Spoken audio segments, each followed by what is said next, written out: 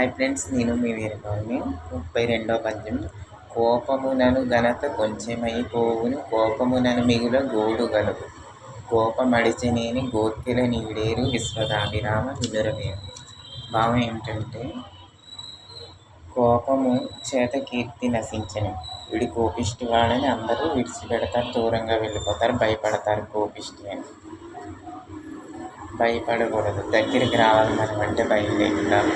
అప్పుడు మనం కోపం విడిచిపెట్టాలి. కోపం వల్ల అనేక బాధలు కలుగుతాయి. కోపం వల్ల అనేక బాధలు కూడా కలుగుతాయి. తన కోపమే తనకు శత్రువు అంటే. కోపం అణుచుకుని శాంతంగా ప్రవర్తించినచో సకల కార్యములు నెరవేరు. యజమాని పనివారిపై కోపించిన వాళ్ళు పని మానేసి వెళ్ళిపోతారు, అప్పుడు ఆ పనులు పూర్తవ్వవు. అలాగే పనివాడు కోపించి సహనంతో యజమాని అన్నాడని మానేస్తే వేరే పని దొరకదు, డబ్బులు తిండి దొరకదు, ఇద్దరికీ నష్టమే.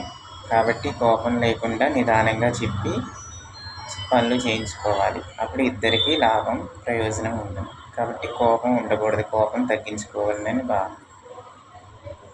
ఓకే ఫ్రెండ్స్, ఈ వీడియో నచ్చితే లైక్ చేయండి, షేర్ చేయండి, కామెంట్ చేయండి, సబ్స్క్రైబ్ చేయండి.